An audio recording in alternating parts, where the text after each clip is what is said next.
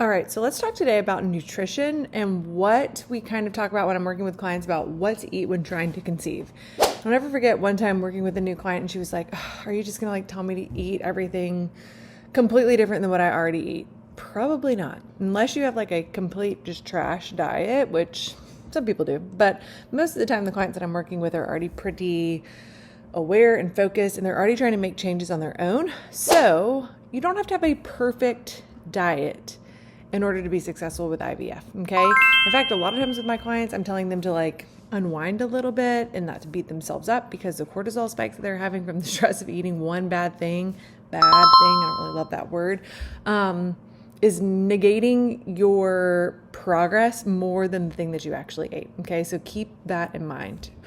So when we're thinking about what to eat when trying to conceive, a generalized, diet, if I'm in 3 words, the Mediterranean diet, that's going to be the most successful diet because it's going to be a lot of whole foods, a lot of good fats, a lot of different variety of fruits and vegetables and meats, etc. And so when you're trying to get pregnant or you're looking at going through IVF and you're wondering what you should do, it's not usually going to be a complete overhaul of your diet, okay? But there are a few things that I like to focus on with every client that can really make a big difference. So when it comes to fertility, it's not about restriction. It's about really giving your body the support with the nutrients that it needs, okay? So we're thinking about the balance of hormones, blood glucose, inflammation, and overall energy for yourself, but also for your cells, okay? So when we're thinking about the 5 kind of pillars maybe of fertility, one thing that we want to kind of hone in on most that I've talked about a lot is blood sugar balance, okay? So when we eat foods, our body absorbs them. And oftentimes when we are just having a straight carbohydrate or sugar, it's going to be more likely to spike blood glucose. Okay. So your body is given sugar, your body absorbs it quickly, it gets it into your blood system, and blood glucose goes up.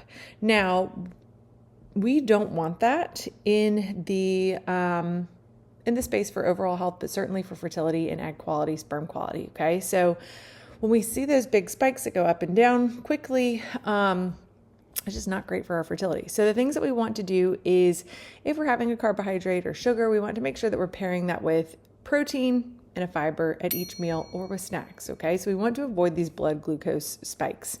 So sometimes I'm telling people, okay, if you typically just have a piece of toast for breakfast in the morning, I'm not loving that. I would rather you have a piece of toast with peanut butter and maybe some sprinkle of chia seeds or some slices of strawberry or sprinkle some raspberries, because that's going to have a really great punch of some fiber to the meal. Or if you just have a cup of yogurt, go ahead and throw in some nuts, go ahead and throw in some fruit, and kind of make this a more nutrient dense meal. So that's a lot of what I'm doing, is saying, okay, not just one thing with breakfast or lunch, where you might think oh, it's better for me to just have a piece of toast rather than adding all these extra calories. That's how I used to think. Now I know better. So I'm teaching you to do better. Okay. So adding a protein to your breakfast, don't just eat carbs alone. You want a stable blood glucose. The next thing that is, of course, the hot topic is protein. It's hard for me to eat as much protein as we're supposed to eat. Most women don't get enough protein. I feel like most of us tend to want carbs and fat in our diet. And so adding protein is not always our top choice, especially for those of us who just don't love the texture of meat, or who are freaked out by meat, or vegetarian or vegan. Obviously that makes protein intake harder, but it's certainly doable, especially with all of the different foods that we have now that kind of pack protein in. So most of us aren't getting enough protein, but protein is really important for egg quality. It's important for hormone production. It's important for regulating blood glucose. So usually we'll tell people to aim for about 30 grams per meal. So if we're starting off breakfast and we're already getting a solid 30, that's a great start to the day. And then we want to kind of continue to incorporate that throughout the day. Okay, so that's number 2, proteins. Number 3 is going to be healthy fats. So these are essential to hormone production. Okay, we don't want somebody in a low fat diet. And a lot of the times the products that are marketed as low fat have really high sugar content and are just really not good for you. So ways that we're going to add some healthy oils into our system are going to be things like olive oil or avocado or nuts or seeds are going to offer some really healthy fats. We don't need to fear fats. We need the right ones. We need that. It's very important for hormone production. Okay. Number 4 is going to be anti-inflammatory foods.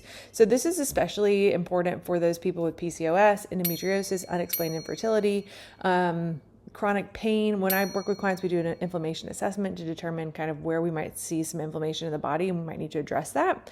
So again, focusing on whole foods, fruits and veggies, omega-3s, think about, again, nuts and avocados and raspberries and, again, just mainly whole foods. And think about like what makes you feel good. Everybody has their own superfoods. It's not going to be the same for everybody, which is why I love the continuous glucose monitor, is because you can also see like what foods work best for you. But if you really start paying attention to how do I feel 30 minutes after I eat this, an hour after I eat this, you can start to determine kind of what your power foods are.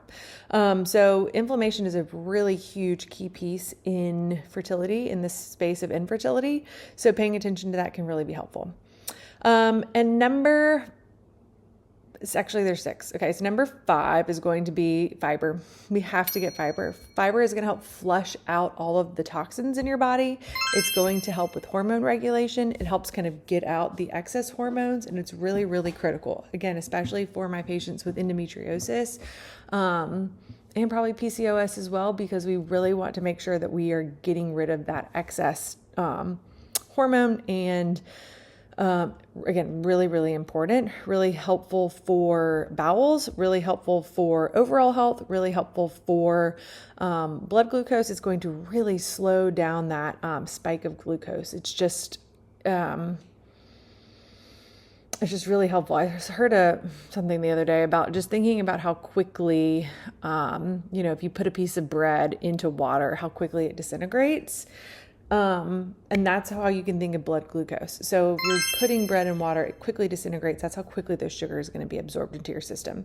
Whereas if you add if you add like a layer of peanut butter to both sides, okay, that's going to be your healthy fats, not really fiber, but fiber kind of works in the same way. It's going to really slow down that digestion and bind to that sugar so that it's digest more slowly, so that sugar is absorbed more slowly. Okay. And number 5 or 6 is consistency. Okay. This is the home hitter. Okay. This is why if you have ice cream, which I don't care if you have ice cream, or you have a cookie, or you have something that you're not supposed to have, you have some Cheetos. I love Cheetos. I think that they're one of the best foods that there ever was made. I don't eat them every day, but consistency is greater than perfection. So I would much rather you consistently are getting a good balance of protein, fats, fiber in every meal. And then if you have something that is just kind of like out of your normal or not necessarily in the realm of healthy or super fertility friendly, that's okay, because you are already giving your body what it needs, and you have the power to be consistent. And it's just like, if you're playing basketball, you want the person that is consistently making the same amount of baskets as your player versus the person who is like, has a really great game every so often and then is really not a great player the rest of the time. Okay. So that's what I want my clients to. I want a good, consistent balance. Okay. So if we're mainly hitting that every single meal, and all of a sudden you have something bad, or have, just a day that you eat crummy or just don't eat at all, you are going to make up for that throughout all of the nutrition that you've given yourself throughout the rest of the week. Okay. So don't think about cutting everything out. It is not about perfection. It is about what you're doing most of the time. And that is the important part. So what this looks like is for breakfast, we can do some like yogurt with some nut butter and some fruits, or you can think about doing something like a smoothie bowl or just a smoothie. And then we're sprinkling in some like seeds or nuts and extra fruit. And we're getting some yogurt in there too. Lunch, thinking about like a grain. So I really love quinoa. I think that's a great one, with either some chicken salad or chicken breast or salmon, if you prefer salmon, and then a good bulky thing of some veggies in there too. Okay. So that's going to be great. Simple dinners are going to be stir fries or soups where you can add a lot of different things and a different color to it. And thinking about getting your protein, your veggies, and some carbohydrates. And then I feel like, finding some snacks that you like that you can replicate and grab quickly are helpful. I like the, yogurt drinks that you can get that have like 20 grams of protein and 120 calories. They're quick, they're easy to eat, they taste great, and that's just kind of another helpful way to refuel. So some other things to avoid: skipping meals. Don't love that. Again, that's kind of putting your body into a potential inflammatory state. There are some people who really feel like they benefit from fasting, which that may be the case. But when I'm working with clients specifically for fertility, I want to see that we are getting good balanced meals throughout the day and not skipping meals. We want to make sure, again, getting plenty of protein, that we are not over restricting, and that we're not chasing trends that you may see. I always call it the TikTok tease. Like, don't go into that world of stuff. Okay. So you don't need to do everything. You don't need to be perfect. You just need to do a few things really well and do them consistently. Find the things in those meals that you really like that kind of hit all of those markers and repeat them. Just kind of go through your weeks like that. Okay. So that's my information, I suppose, on these 6, not just 5, dietary things to start thinking about when trying to get pregnant and planning for IVF. Okay, hope that was helpful.